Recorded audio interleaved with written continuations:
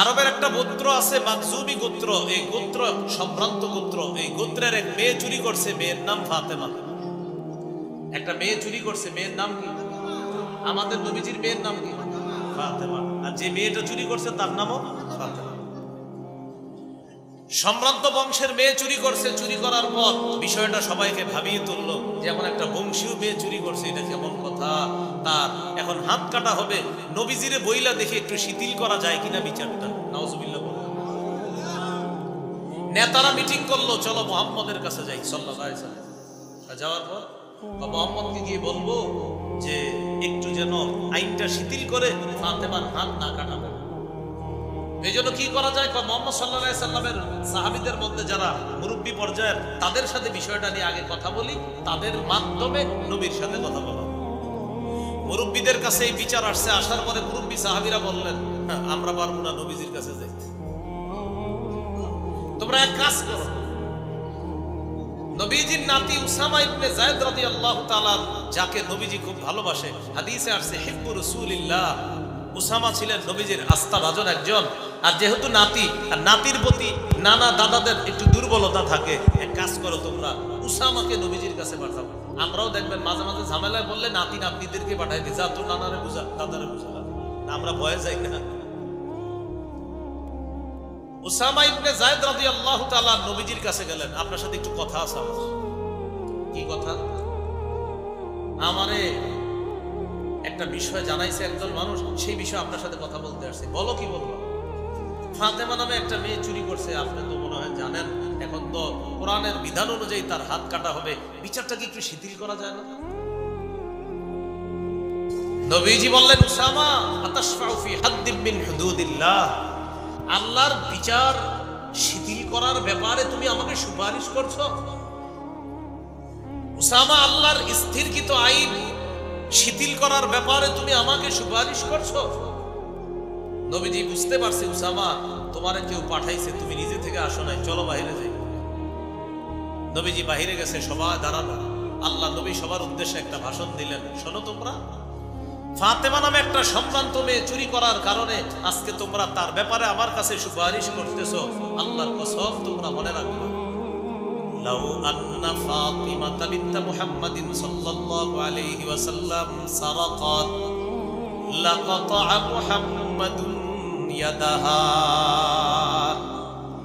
নবীজি বললেন, আল্লাহর কসম, আমার মেয়ে ফাতেমা যদি আজকে চুরি করত, আমি মুহাম্মদের চাইতে সম্ভ্রান্ত মানুষ দুনিয়াতে আসবে না, আসে নাই। আমার মেয়ের চাইতেও সম্ভ্রান্ত মেয়ে দুনিয়াতে আসে নাই, আসবে না। নবীজি বলেন, আজকে ওই সম্ভ্রান্ত বংশের মেয়ে ফাতেমা চুরি না করে যদি আমার মেয়ে ফাতেমা চুরি করতো, আল্লাহর কসম, কোরআনের বিধান অনুযায়ী আমি নবী মুহাম্মদ আমার কন্যা ফাতেমার হাত আমি কেটে দিতাম, আমার মেয়েকে আমি ছাড়তাম। তোমরা কোন ফাতেমার ব্যাপারে? এটার নাম ইনসাফ। এটার নাম কি? মুসলিম শাসকের 2 নম্বর গুণ, তিনি ইনসাফ করেন। মুসলিম শাসকের 3 নম্বর গুণ, অন্যায়ের পথ পরিহার করে তিনি ন্যায়ের পথে চলবে। আরবিতে 2টা সুন্দর আরবি আছে, ইফসাদের পথ পরিহার করে তিনি ইসলাহের পথে চলবে, ফিতনার পথ পরিহার করে তিনি সংশোধনের পথে চলবে। এটা 3 নম্বর গুণ। সূরা আরাফের 142 নম্বর আয়াতে আল্লাহ বলেন, মুসা নবী যখন তুর পাহাড়ে গেলেন তাওরাত কিতাব আনার জন্য, আল্লাহ বললেন 30 রাত থাকতে হবে আপনার। এই 30 রাত ইতিকাফ করার পর আল্লাহ কি দিয়ে দিবে? তাওরাত কিতাব। পরে আল্লাহ আরো 10 রাত বাড়াইছে, এ হলো 40। আল্লাহর ভাষাটা এইভাবে, ওয়া'আদনা মুসা 30 লাইলা, আমি মুসাকে 30 রাতের ওয়াদা করলাম। এরপরে কি করলাম? আতমামনাহা বিআশরিন, আমি আরো 10 দিয়ে এই 30 কে পূর্ণ করে বানাইলাম 40। ফাতাম্মা মিকাতু রাব্বিহি 40 লাইলা, এইভাবে পূর্ণ 40 দিন মুসা আলাইহিস সালাতু ওয়াস সালাম অবস্থান করতে হবে। তার অবস্থানের মেয়াদ হলো মোট 40 রাত। মুসা নবী যখন তুর পাহাড়ে কিতাব আনতে যায়, তার ভাই হারুন নবীকে বললেন, وقال موسى لأخيه هارون اخلفني في قومي وأصلح ولا تتبع سبيل المفسدين। মুসা নবী তার ভাই হারুন নবীকে বললেন, ভাইজান আমি তুর পাহাড়ে যাইতেছি কিতাব আনতে, আপনি আমার অধীনস্থ হবেন, আপনি এখানে শাসন কার্য পরিচালনা করবেন, আপনি ফিতনার পথ পরিহার করে সংশোধনের পথে আপনি চলবেন, ইফসাদের পথ পরিহার করে ইসলাহের পথে চলবেন। কি বললেন? আসলিহ, আপনি সংশোধন করবেন। ওয়ালা তাত্তাবি সাবিলাল মুফসিদিন, যারা ফাসাদ সৃষ্টি করে হাঙ্গামা করে তাদের পথ আপনি অনুসরণ করবেন না। এই হলো 3 নাম্বার। 4 নাম্বারটা গুরুত্বপূর্ণ, এটা আমার সাথে একটু বলেন যেন মনে থাকে। বলেন, শিষ্টের লালন, দুষ্টের দমন। এটার সহজ বাংলা হলো, ভালোকে লালন করতে হবে, খারাপকে দমন করতে হবে। আমাদের দেশের চিত্র ভিন্ন। আমাদের দেশে ভালো যারা এদেরকে দমন করা হয়, খারাপদেরকে লালন করা হয়। এইটা তো সঠিক হলো না।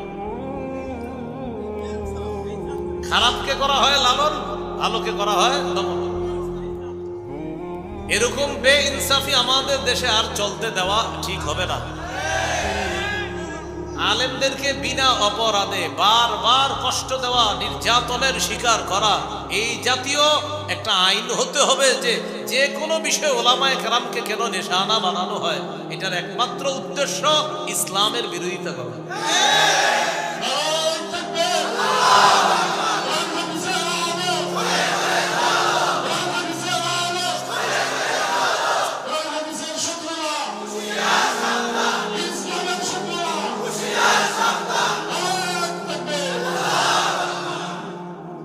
নাম্বার গুণ, শিষ্টের লালন, দুষ্টের দমন।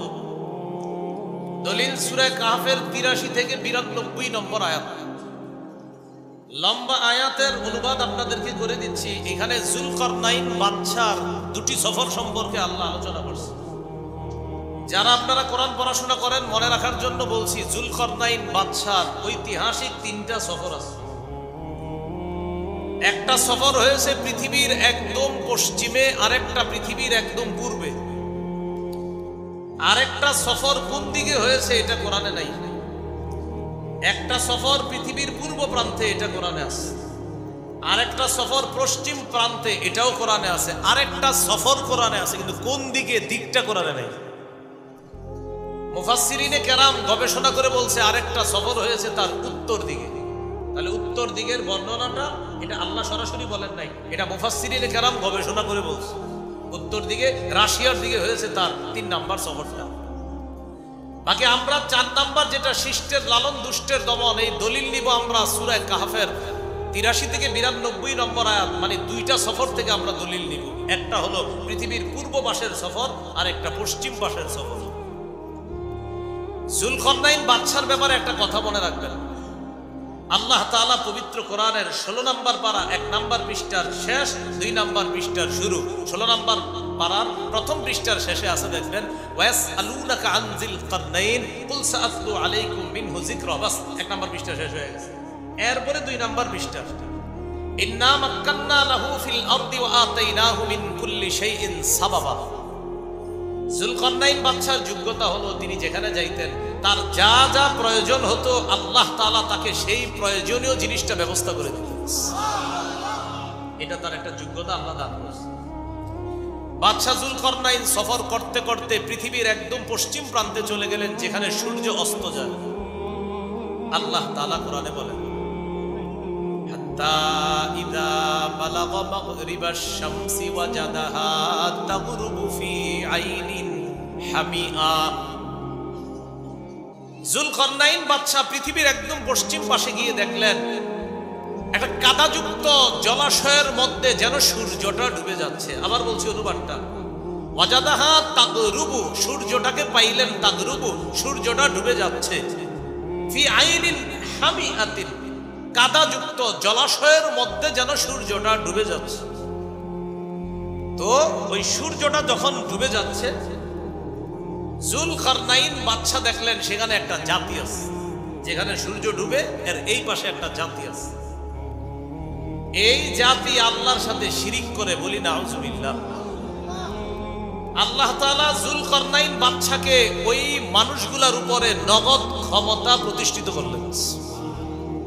এক তো যুলকারনাইন বাদশার ক্ষমতা ছিল সারা পৃথিবীতে, একটা হলো যেখানে যাইতেন সেখানে আল্লাহ তার ক্ষমতা প্রতিষ্ঠিত করে দিতেন, এটাও কোরআনে আসবে। বাকি কোরআনে আল্লাহ ডাইরেক্ট বলে দিছি ইন্না মাক্কান্না লাহু ফিল আরদ, পুরো পৃথিবীতে আমি যুলকারনাইনের ক্ষমতা প্রতিষ্ঠিত করেছি। তো সেখানে গেলেন, যাওয়ার পর যুলকারনাইন বললেন আমি তোমাদের শাসক, আল্লাহর পক্ষ থেকে মনোনীত। এবার আল্লাহ যুলকারনাইন বাদশাকে বললেন, বাদশা তাদের ব্যাপারে আপনার দুইটা অপশন আছে। কুলনা ইয়া যুলকারনাইন ইম্মা আন তুআযিবা ওয়া ইম্মা আন তাত্তাখিযা ফীহিম হুসনা। বাদশা আপনি চাইলে তাদেরকে শাস্তি দিতে পারেন অথবা তাদের ব্যাপারে ভালো কিছু গ্রহণ করতে পারেন। যুলকারনাইন বাদশা জবাব দিয়ে দিলেন, قال أما من ظلم فسوف نعذبه ثم يرد إلى ربه فيعذبه عذابا نكرا وأما من آمن وعمل صالحا فله جزاء الحسنى। বাদশা যুলকারনাইন বললেন আমি দাওয়াত দিব, দাওয়াত দেওয়ার পর যারা আমার দাওয়াত গ্রহণ করবে তারা হবে ভালো, আমি তাদেরকে লালন করব। আর আমি দাওয়াত দেওয়ার পরে যারা আপনার শিরিক ছাড়বে না, যারা জুলুম করবে, যারা অন্যায় করবে, যারা নির্যাতন করবে, জুলুমের পথ যারা পরিহার করবে না, আমি তাদেরকে দমন করব। বাদশাহ জানায়া দিলেন ভালোদেরকে লালন করব, জালেমদেরকে দমন করব। এই জন্য মনে রাখবেন ভালোকে লালন করা, জালেমকে দমন করা এটা ছিল উচিত, কিন্তু উল্টানো যেন না হয় যে জালেমকে লালন আর ভালোকে দমন। এমন যদি হয়ে যায় তাহলে দেশের উপরে গজব আগে যা আসছে এর চেয়ে আরো বড় গজব আসবে। জালেমের সহযোগী হওয়ার কোনো সুযোগ নাই। বলেন জালেমের সহযোগী হওয়ার কি নাই? 12 পারা 13 নম্বর পৃষ্ঠা সূরা হুদের 113 নম্বর আয়াতে আল্লাহ বলেন ওয়ালা তারকানু ইলাল্লাযীনা যালামু ফাতামাসসাকুমুন নার। আল্লাহ বলেন তোমরা জালেমদের অনুরক্ত হও না, জালেমদের প্রতি ঝুঁকে পড়ো না। এই আয়াতের ছোট্ট একটা ব্যাখ্যা হলো জালেমের 2-4টা ভালো কাজ দেখে তাকে প্রশংসার বন্যায় ভাসিয়ে দিও না। কি ঠিক ঠিক হ্যাঁ বুঝছেন? আবার বুঝেন, বুঝে শুনে ঠিক বললেন। জালেমের হাজারো জুলুম ভুইলা গিয়া তার 2-4টা ভালো কাজ দেখা তাকে প্রশংসার বন্যায় ভাসিয়ে দিও না। কেউ যদি জালেমের হাজার জুলুম ভুলে যায় 2-4টা ভালো কাজ দেখা, আল্লাহ বলে ফাতামাসসাকুমুন নার, অপেক্ষায় থাকো আগুন স্পর্শ করবে তোমাদেরকে।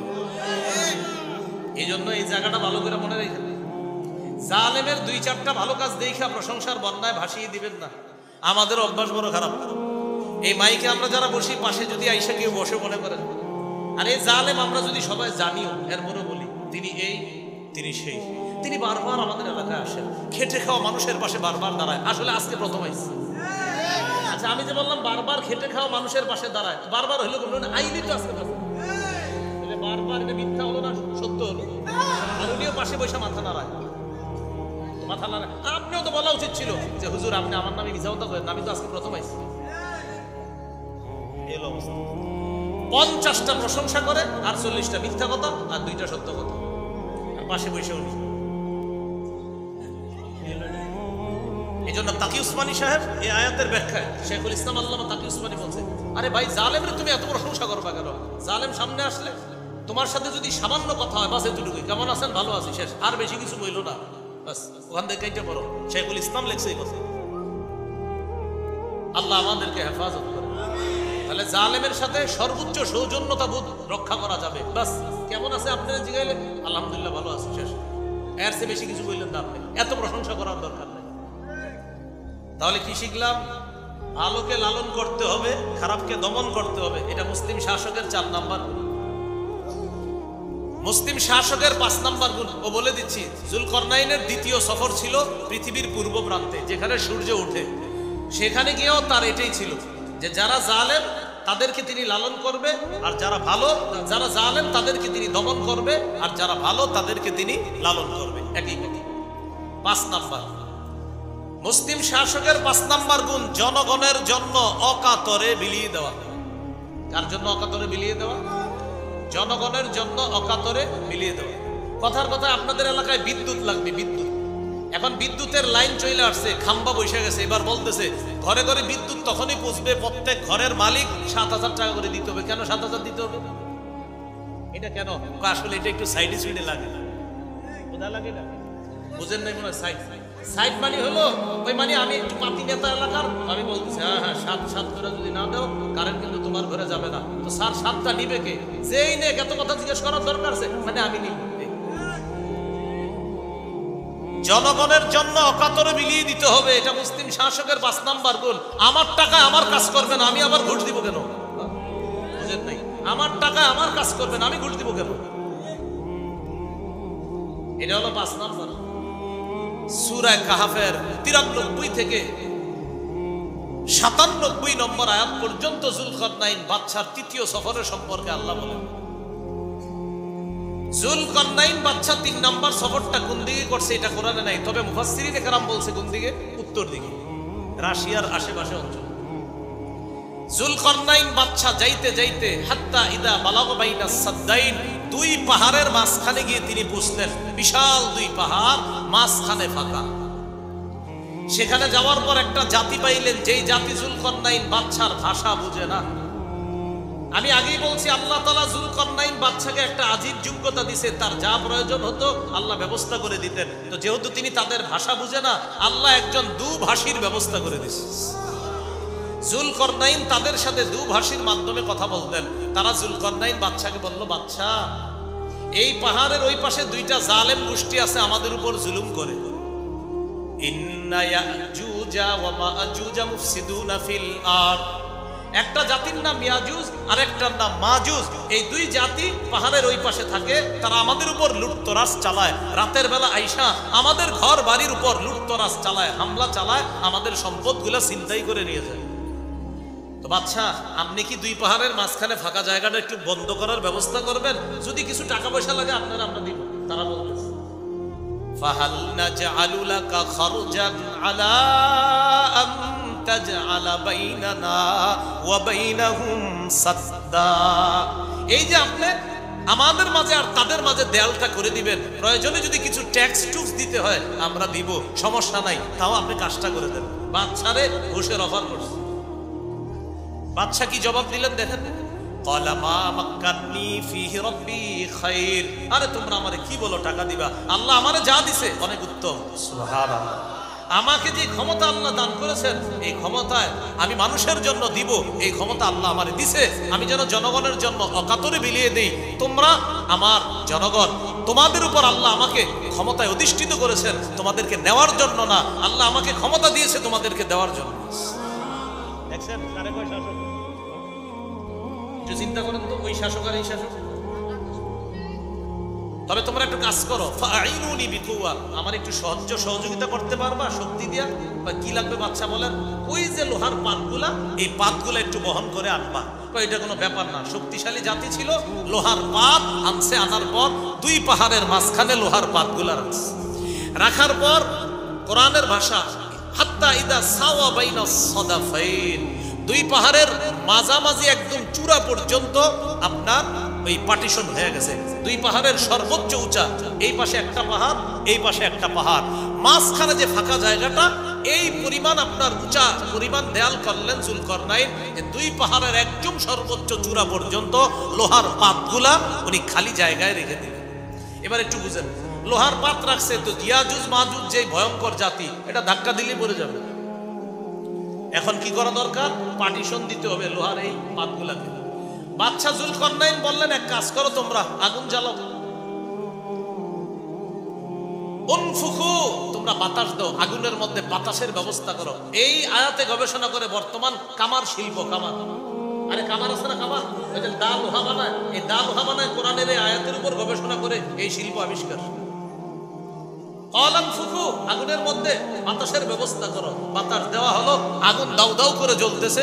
সেখানে উনি সীসা গলাইলেন, কোন বর্ণনায় তামা অথবা অন্য কোনো মেডিসিন গলাইলেন, গলিয়ে ওই গলিত জিনিসটা লোহার পাতের উপরে ছেড়ে দিলেন, লোহার মজবুত একটা দেয়াল তৈরি করে দিলেন। বাদশা জুলকারনাইন বললেন, ইনশাআল্লাহ আর সমস্যা হবে না, তোমরা এখন নিরাপত্তা লাভ করেছো, ওরা তোমাদের উপর জুলুম করবে না। আর এই যে দেয়াল করে দিলাম, তোমরা আমারে সহযোগিতা করেছো, তোমরা কাজ করেছো, শুকরিয়া তোমাদের। বাকি আল্লাহ ক্ষমতা দেওয়ার কারণে সম্পূর্ণ বিনা খরচে তোমাদেরকে দেয়াল আমি করে দিলাম। কি শিখলাম? জনগণের জন্য অকাতরে মিলিয়ে দেওয়া।